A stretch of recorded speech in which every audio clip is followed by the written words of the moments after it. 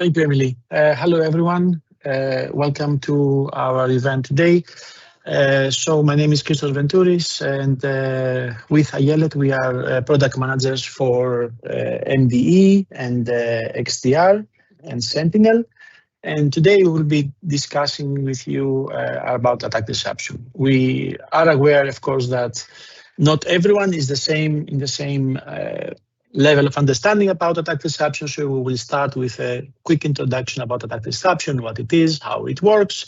We'll be providing you some details around it, and then we will discuss about some of our recent announcements around predictive shielding and attack disruption on third parties. So to set the stage on why we created attack disruption, what we have seen is that cyber attacks have evolved dramatically over the years, and they have become far more sophisticated and sometimes unrecognizable or very difficult to recognize. The past attacks were focused more on targeting systems, individual domains, and today we see broader approach aiming at entire organizations across multiple domains. We have also seen attacks moving from one-time attempts to adaptive campaigns. The impact is bigger today. It leads to business disruption, and it costs organizations time and money. Lastly, attackers are no longer sticking to known attack paths. They are pivoting based on how security teams respond, and usually they do it over waves. The bottom line of that is that these attacks are not becoming just more advanced and more costly in organization, but they also require faster response.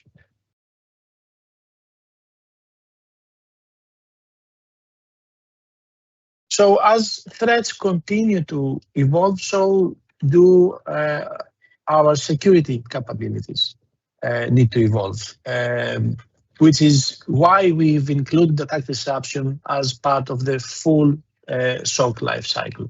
So from the model of detection, investigation, and then response and remediation, we built attack disruption to add one more step into that investigation cycle.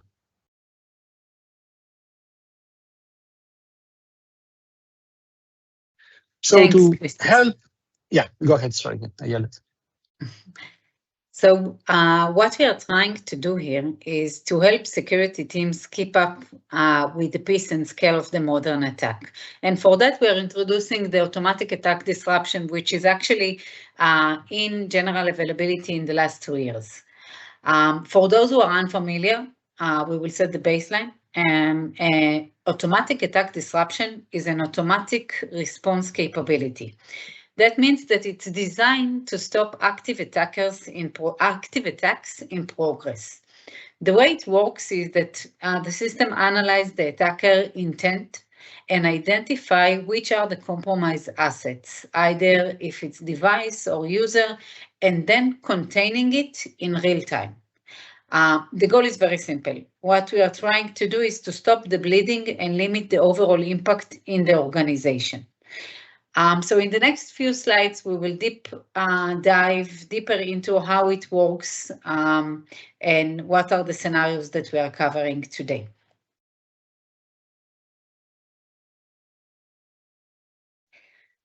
So what we really want you to think is that disruption is part of the entire SOC lifecycle. So Christos just shared the 3 manual SOC phases as it is today, and we are adding additional one. But if we will break it down, it starts with the detection phase, where we are using correlated signals across the different workload, MDE, MDI, MDO, and additional workload and external sources. And we are correlating those signals and identifying in-progress attack scenario. This scenario can be ransomware, it can be back, business email compromised, it can be IATM, adversary in the middle, OAuth, and many more. And then we are identifying the actual assets that are being compromised. Once we know that the attacker is happening, we are moving to the disruption phase, where in this phase, we have a pool of response actions, and the system dynamically selects what is the most effective response. An action can be disabling user, containing a device, blocking an IP, and many more. And from there, the SOC continues its life cycle as usual, investigating the overall impact, building remediation plan, recovering the environment, and applying some safeguard to prevent future attacks from that kind. Now, it's important to mention in this phase that we are constantly feeding back into the system real-world attack insights to make sure that we are improving the effectiveness, and we will talk about it in a few slides. How are we giving you the trust in our solution?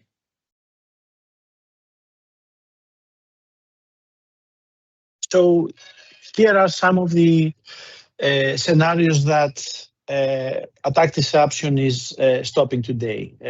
These are some of the most damaging ones. We have human-operated ransomware, hands-on-keyboard attacks, business email compromise, adversary in the middle, and malicious auth app abuse. Of course, behind each scenario, there is a number of detectors that are identifying the attack. So each scenario is comprises of multiple different types of detections across different types of telemetries. And what you can see here on the right side of the slide is the relevant products that are required to be deployed in the environment for us to be able to detect those types of attacks. And these are the primary products needed, right? So this means that the more products are deployed in an environment, the higher the confidence we have when we make a detection for one or more of these scenarios.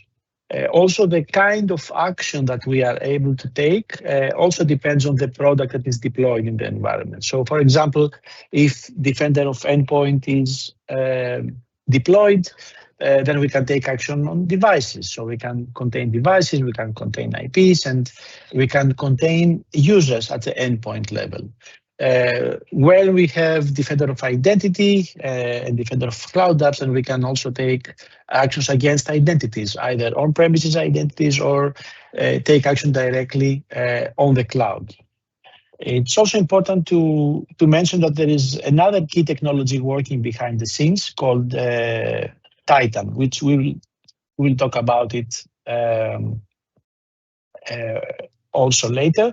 But Titan in general stands for Threat Intelligence Tracking Adaptive Networks, and its purpose is to identify known threat infrastructure used by attackers and block it for subsequent customers in the future.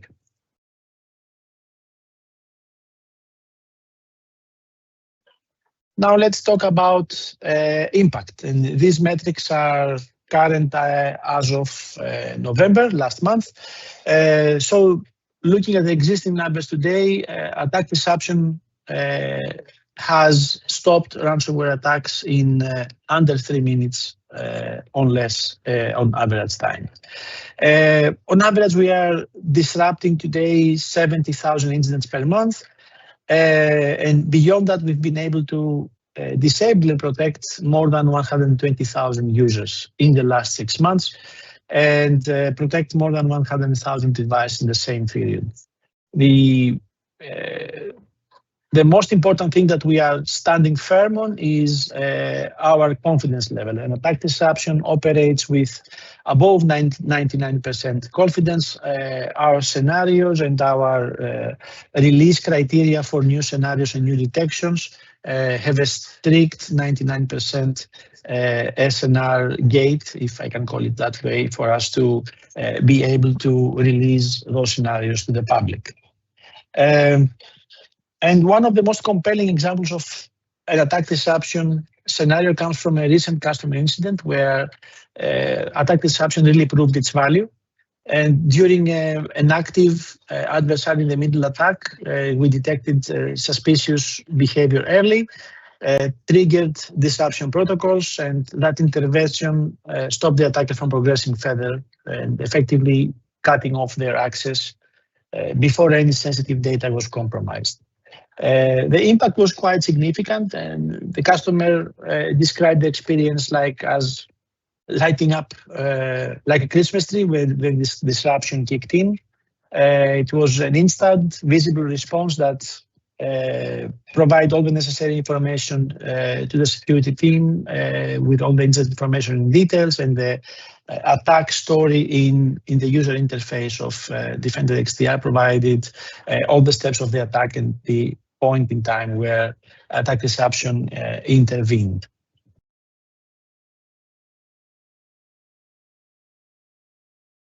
Okay. So few core principles to allow you to trust in our solution.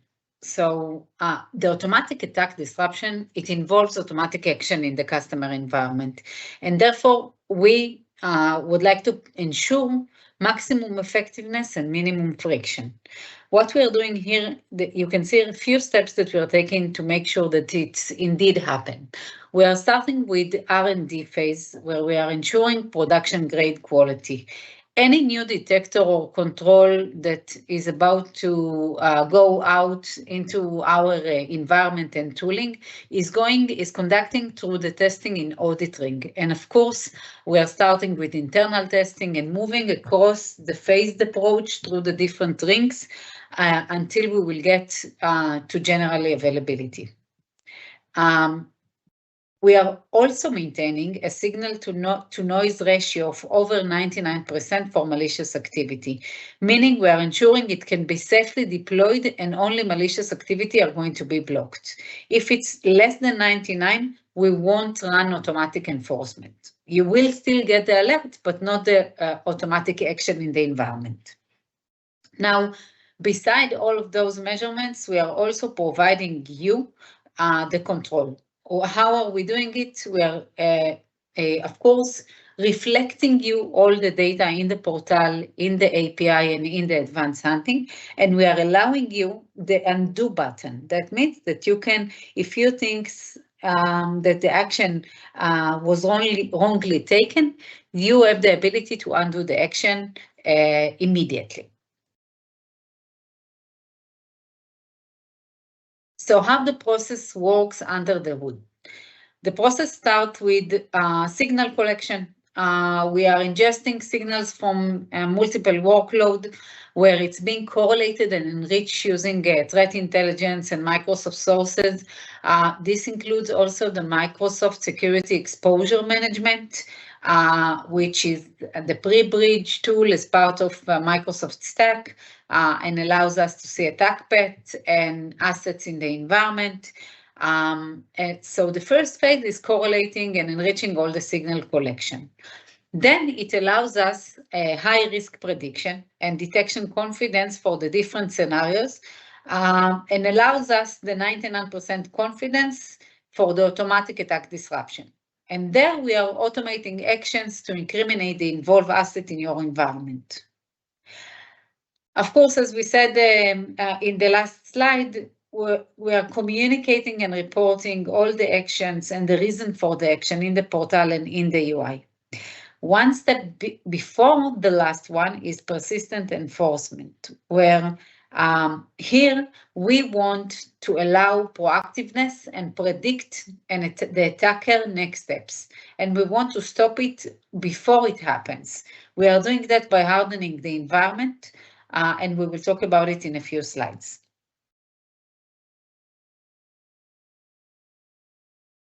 Okay, I will move to a test environment for a quick demo. So this is our Zava portal, and in this portal you can see I'm in the home page, and I will go to incident. If I want to identify only attack disruption incident, I can do that by adding the tag of attack disruption, and I will see a list of all the different attack disruptions that we have. We will, of course, the automatic attack disruption is built into our system and it's turned on by default. Important to mention that. And this dynamic multi-domain capability allows Defender XDR together with Sentinel to automatically hold the progression of complex attack in real time. And here I want to navigate with you to a human-operated ransomware attack. And show here a few things.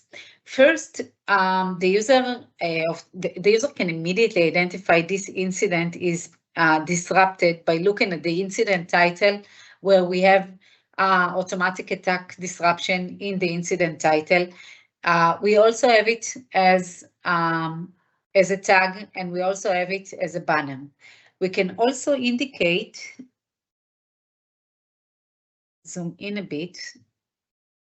We can also see some activities that are being taken in the attack graph. So here you can see that we have a user that is disabled automatically. This is also an indication of automatic attack disruption. So if I want to start and understand what happened in this incident, I will go to alerts, and here also I can filter on alerts that are related to attack disruption. So in this particular incident, I won't get into each and every step, but I will add here that in this particular incident, we can see that we had here compromised devices by remote action. It started by using tools and command to pivot within the device and elevate its privilege, and then move laterally in the environment, as you can see here in the alert. And eventually, the attacker tried to deploy and execute ransomware payload. We can see that through the alerts, and in a second through the activities, we will see that in this attack, we have some group policy abuse involved, we have safe mode tampering for persistence, and many more. And by observing this chain of activities, the system identified that this, we have high confidence that this is malicious, and that we can block the spreading of the ransomware payload by containing the user and running few additional actions that we will see in a second. How we will see it, if we want to better understand what an automatic disruption did, we will go to the activity tab. And in the activity tab, we can see the list of events. It's kind of a brief of what happened in the incident and what action have we triggered. You can see here like disable compromised account. You can see contain malicious IP, a hardening policy like block group policy propagation, preventing safe boot. And from here, the SOC persona is either able to undo the actions that we have done, or if he thinks that this is relevant and we did stop the attack in real time, continue the investigation and running some workbooks, and then investigate and make sure that we have compensating control in the environment to prevent such kind of incident in the future. I will go back to the presentation. Now we want to give few, you will see it in a second, and we would like to give few tips around the disruption and how it works within the portal and within the API. Thank you, Ayelet. Just before I continue, just take a look at the at the question. There is a question about predictive shielding, so if you can take a look in my response and reply back. Thank you. So let's talk about how you can quickly identify when automatic attack disruption has occurred in your environment. As Ayelet also mentioned, and practically I'm summarizing here, when a disruption has taken place, you will find in the security portal. From there, you will be, once you navigate to your incidents and alerts, from the list of your incidents, you can filter by the tag of attack disruption. This tag makes it easy to zero in on those high confidence automatically disrupt attacks. Once you have selected an incident, you will also notice an attention bar at the top of the incident details, and this bar is not just a visual cue, it includes a direct link to the action center where you can review all the automatic actions that were taken in response to the attack. And within the incident graph, you will also see the status of the affected asset. So, for example, if an account was disabled or if a device was contained as part of a disruption, the status of the device will be clearly reflected right in the graph. And this will help you quickly understand the scope of the response and which assets were impacted. For those who are working with the portal programmatically, there's also an API-based approach. So incidents that have been disrupted will have an attack disruption string appended to their titles, making it easy to identify when you are pulling data via the APIs.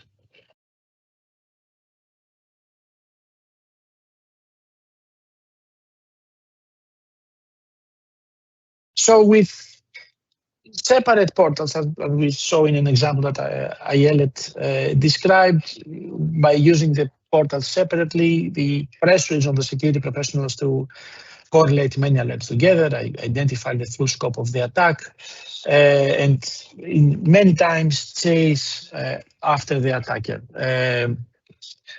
In this example, we have an attacker that has connected over RDP to a SQL server. They are performing credential dumping, they exploit the system, they install further payloads, and then they attempt to move laterally to either accounts, other devices until they get to the domain controller where they have access practically to the entire environment, so they can exfiltrate data, delete backups, or if they also intend to encrypt the environment, they will deploy the ransomware payload and execute it.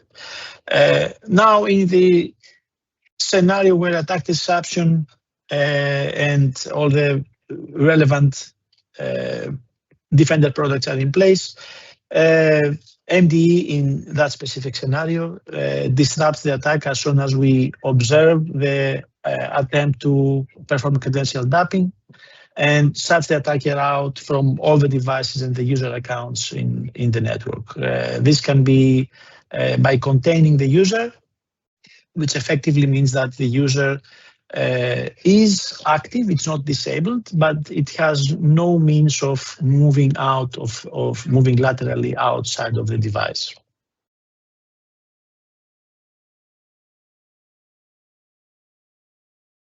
So one of the best practices that we are recommending is to have email notification to allow the security teams to be notified whenever there is a disruption incident and internally generate response immediately to this potential threat.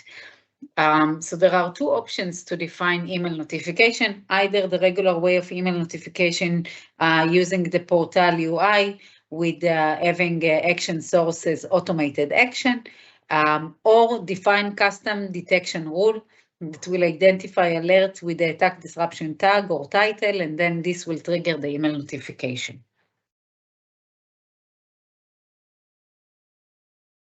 Okay, so we are constantly trying to improve the user experience and make sure customers are aware of automatic attack disruption. One of the items or the capabilities to do that is that we've added the summary card on the right side of disruption incident. Within the automatic attack disruption summary card, you will see SOC actually will be able to quickly get an understanding of what happened in the incident. What is the impact that the attacker caused, what action were taken so far, and how SOC needs to continue and process with this investigation. So we have the Action Center, where we also have a link for the Action Center and the Activity tab from the summary card that we just saw. In the Action Center, we can see a list of all response activities across assets, either if it's manual or automatic. And specifically to the disruption, we have the Activity tab. I will move for it for a second, and then. Right. Okay, so I cannot see it here, but the Activity tab is also a tab within the disruption incident where you can see a list of all actions that are being taken in an automated way Is it still on or off? What is the status? To which alert is it related to? Why did we enable this action in the environment? All the details will be there, including the ability to undo. Exclusion. So we have the ability to... Sorry? Oh, sorry, Christos. Go ahead. Yeah, that's okay. Yeah, so we have. So I was busy also typing an answer to a question. That's why I also got lost a little bit. Sorry. So yeah, so we also understand that it is not possible for all organizations to permit attack disruption actions against each and every entity. So we are making it possible for customers to create exclusions. So you can create exclusions for identities, you can make exclusions for assets and IP addresses, so that we do not take actions against them, even if we see them being compromised in attack. That does not stop us from showing an alert. We will still alert you on the activity. However, once you open the incident, there will be a clear indication that attack disruption could occur, but because you had an exclusion, we did not take action in that incident. Also, for situations where we have taken action and you have taken all the remediation steps, we are making it easy for you to undo the action so that you can revert the user to its previous state, or you can uncontain a device that was constrained as part of attack disruption.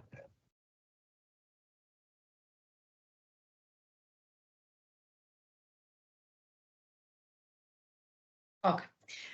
Value reflection, it's a report that delivers to you clear visibility on what is the security impact. It allows you to reflect to either manager or stakeholders, internal teams, anyone that you wish, the disruption summary and value. It can be accessible either from the incidents or from the reports, where you can see number of disruption incidents in the last 30 days, along with the actions taken and the status of the actions. Here you can see a list of like best practices, what you need to do before pre-disruption and post-disruption.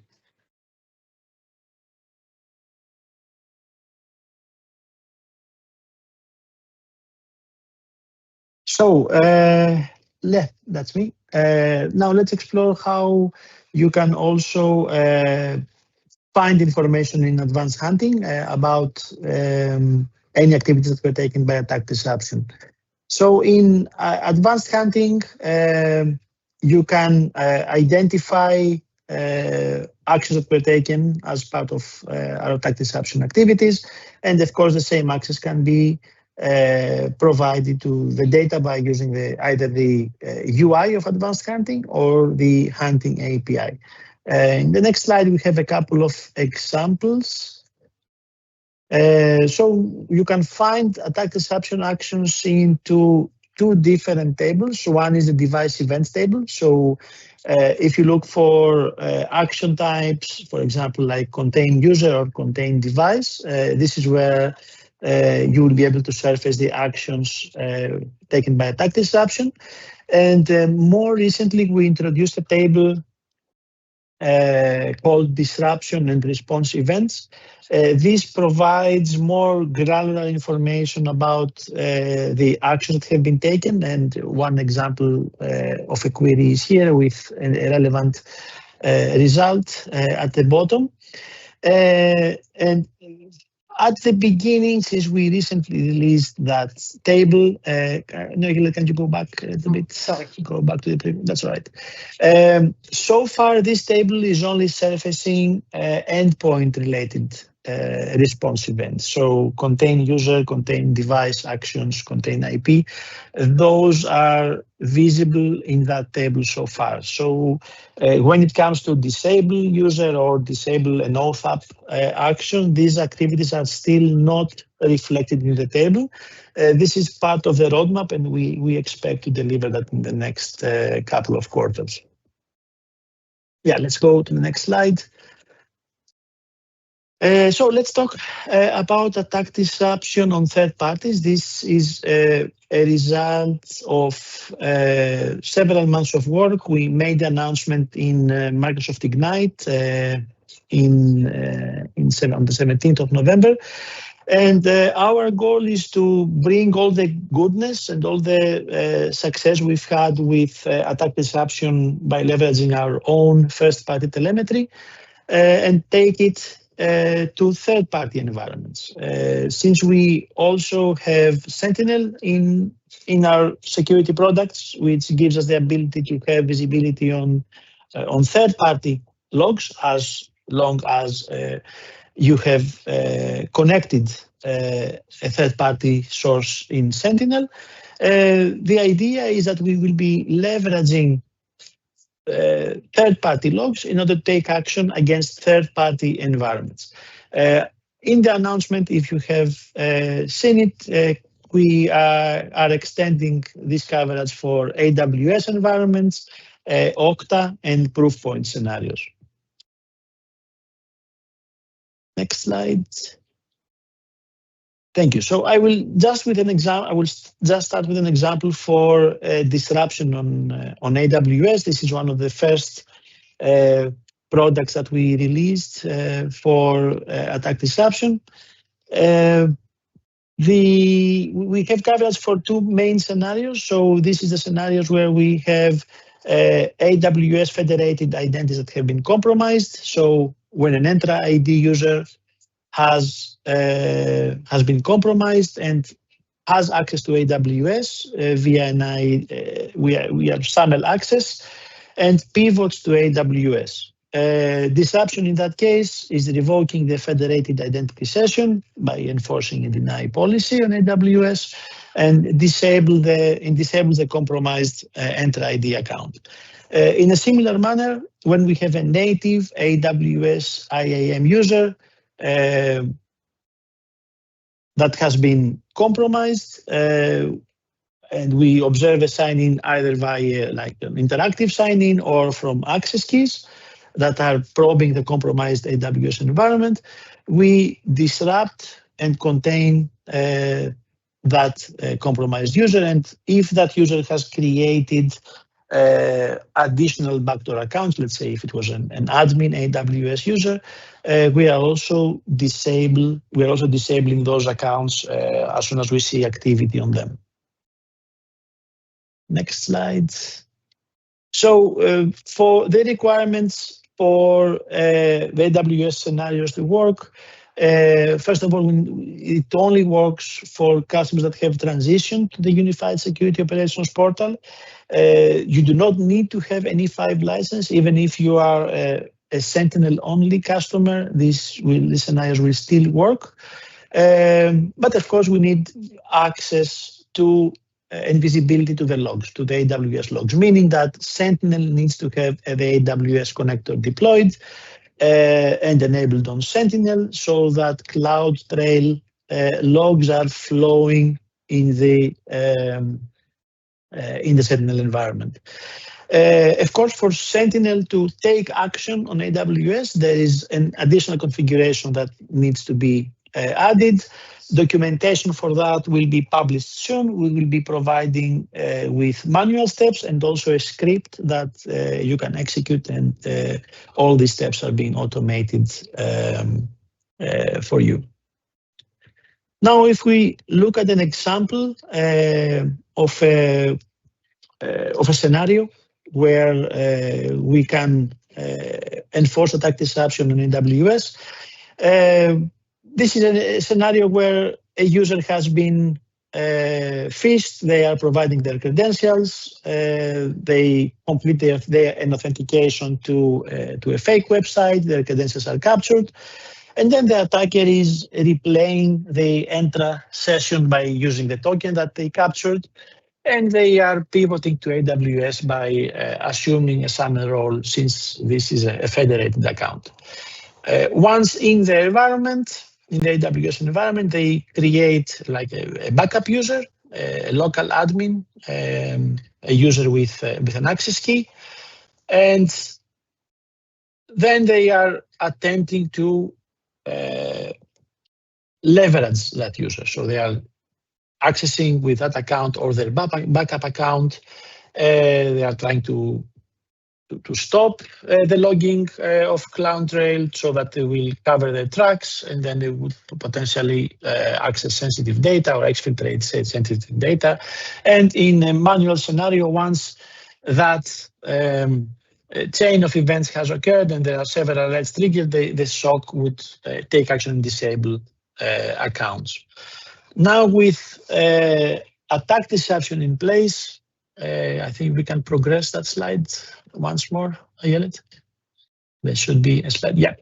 So once attack deception takes action in two different stages here. So once we observe the compromise of the account and the user starting to take suspicious or malicious actions, we disable the compromised account and we revoke the session of the user by enforcing a deny policy.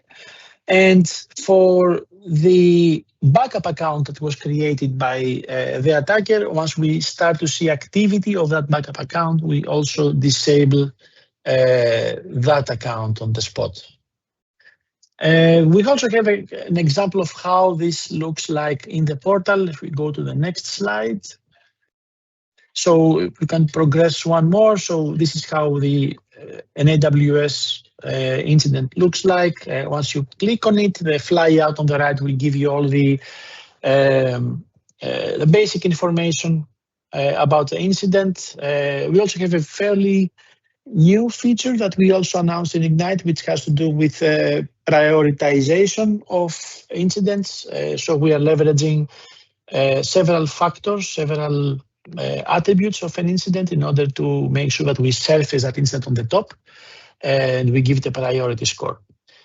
Once you open the incident page, if we can go to the next slide, then the entire story that we described on the previous slide is showing up in the story here. So we have the user, Jonathan, who opened an email, got compromised. We have the malicious IP address that has signed into that user and then signed into AWS. And then they created a backup job. So attack deception took action, revoked that session, disabled the user, and once the attacker tried to sign in with a backup account, we also took action on the backup account as well.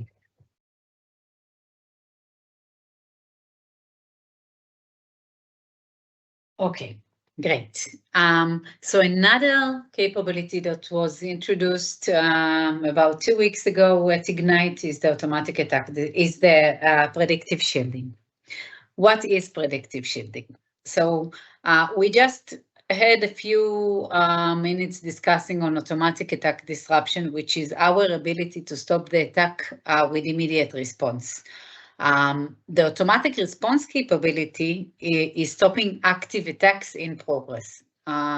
What predictive shielding is coming to provide us is expanding this autonomous protection behind what we are calling reactive paradigm. That means that we have to pull something that is malicious and only then act. Now we want to move to proactive approach, where we are aiming to be one step ahead of the attacker and protect the assets that are most likely to be targeted. How are we doing it and what are we doing? We will see in the next few slides. I will say here that using the graph incident and our threat analysis with the huge amount of daily telemetry signals that we are collecting, We are able to confidentially initiate just-in-time hardening tactic. That means that before the attacker gets into an asset, before something happens in the environment, and without slowing your business, we will harden the environment and make sure the attacker is not going to introduce his next steps. There are a few hardening policies that are currently in public preview. We have the identity contain user, we have the group policy, and we have the safe boot hardening tactics. And of course, there are many more to come in the future. As we discussed right now, the current disruption model, it's first to prove it's malicious and then act. And we here we're coming to say it's not enough anymore. We would like, why it's not enough? There are mainly 3 key challenges here. The first one is the asymmetric butterfly, where we have a must to respond and protect everything, all workloads, all environments, while the attacker have so many paths that they can choose, and eventually they need only one success. And we have to stop each and every attempt. And this imbalance gets us to manageability problem, where it's hard to rise all this persistence and multi-wave attack. We also know that in the last few years, it's not one-off incident. Many of the advanced attackers are now playing in multiple stages, and they do not stop when it's blocked. They continue, they pivot, they retool, and they come back in different ways. And on top of that, we have the reactive defense loop, where we are responding after each move and always trying to catch up.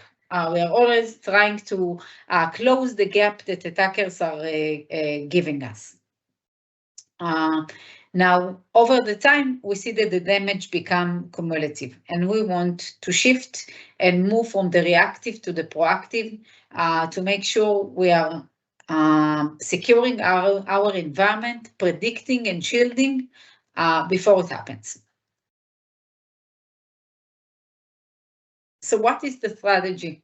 We have 3 core pillars, where the first one is to predict what is our ability to infer attack progression and risk here or non-compromised asset. And this is the difference. They are still not compromised.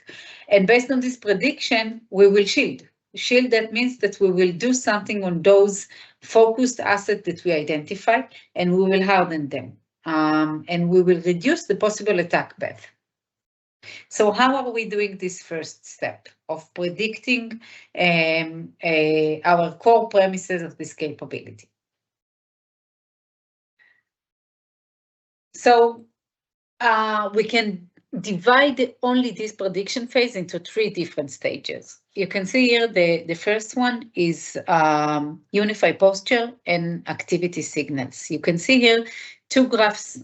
On the left side, we have the exposure graph that is coming from the MSAN, the Microsoft Exposure Management product. And this shows us how the organization is built, what assets do we have, what edges between assets do we have, and gives us a map of organization assets. On the left side, you can see the post-breach graph. This is the incident graph where we can see all the activities that has been done. We can see if something was compromised or related to compromised activities. And we have those 2 graphs today separately. And the first thing that we will do is to correlate those 2 and overlay them one on another. And this will give us a picture of all the post-breach signals. And now we will be able to understand and move to the second phase, which is to identify the blast radius. Here, now that we overlaid each one map on the second one, we are able to see the asset and also the attack path. We can look on past learning, on patterns, on different configuration, and understand where the attacker can go. What is the way that he can progress in the environment. And then we can predict where will the attacker will progress, focus on the specific assets that we assume that the attacker will aim to target, and harden only those. So we can stop the attack progression based on this attack path and critical targets that we think are in risk. So this is the prediction phase. And then now we know what attack path can the attacker go, and we are moving to the shield phase, where we are leveraging the insights that we got and shielding it. Now, up until now, the challenge was that in case of an adversary that is successful dump in the environment, it's too late, and we want to react before we are in this phase. So what I'm trying to say here is that the static prevention mechanism, it doesn't work at scale, and we have broad and pre-configured control that this is creating for us huge operational burden, and often will break legitimate processes in the environment. And what we want to see here is that we want to take it and minimize the assets that we are acting on.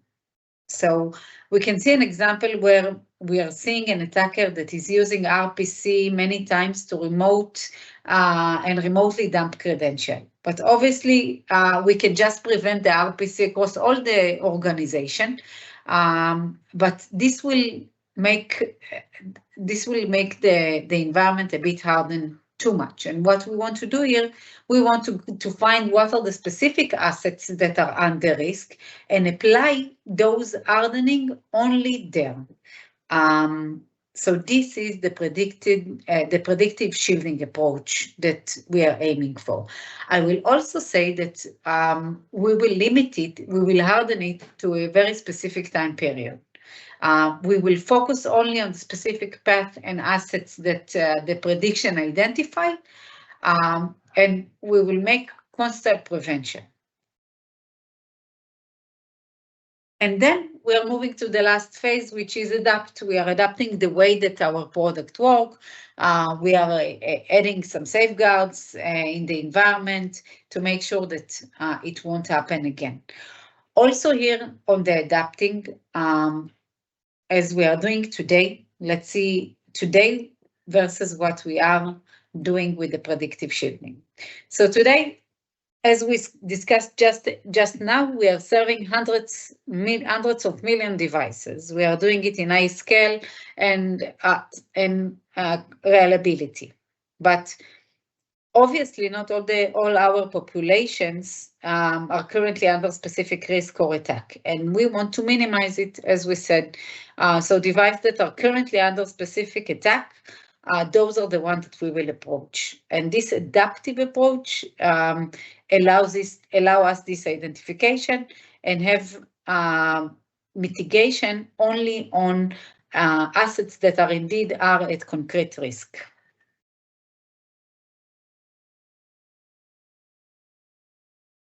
Okay, we have a short demo. I will play it just to make sure that all the data that we've just discussed, you can see it as a flow.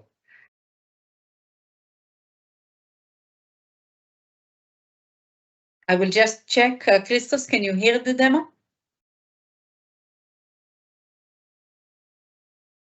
No, Ayelet, I don't have audio. Okay, so give me and a also second. the image quality is really poor. Okay, so give me a second, please. Okay.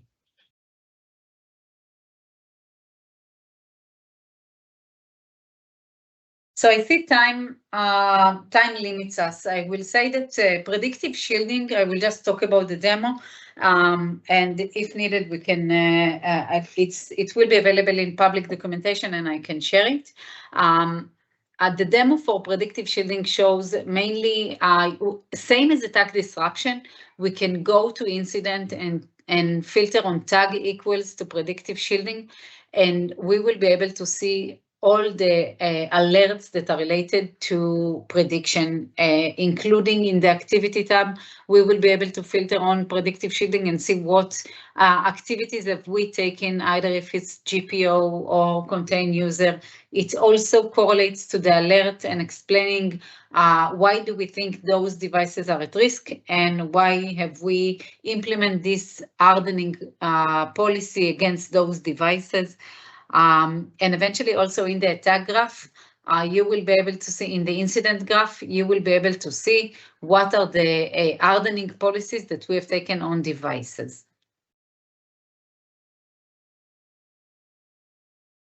Okay. So I will skip this example because this is exactly what we have discussed. And I think that's it. Wonderful, thank you so much. And it looks like Christos has been very busy in our Q&A chat. So I think he has had all of our questions answered. So thank you so much. And then I sent in the survey if you wanted to just touch on that quickly. Yes, thank you very much. So as Predictive Shielding was just announced and currently it's in public preview, we want to hear your voice.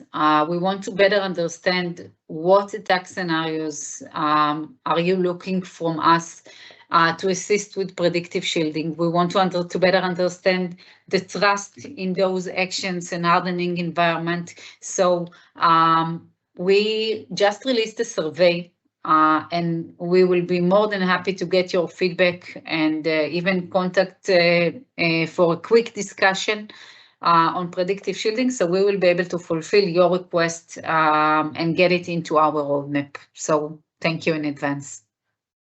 Wonderful, great. And that you can find that link in our Q&A. Wonderful. Well, thank you so much, Ayelet and Christos, for being our guests today and for sharing the great information with our community. Also, thank you to everybody who helped out with answering questions and providing resourceful information. To all the listeners still on the line, if you're someone who wishes to aid in the protection of the world from cyber threats and desire to have a say in shaping our strategies, blueprints, and recommendations, then we invite you to become part of our security community. Together, we can make a global impact. So join us at aka.ms/security community. This is also where you'll be notified about upcoming webinars, events, and other announcements. For those of you who may have any additional questions on the topic we just covered or any other product-related questions, please feel free to raise them on our Microsoft Tech Community Discussion Space at aka.ms/mdxdr community. Thank you all for being part of our community and for joining us on these webinars. We hope to see you next time. Goodbye.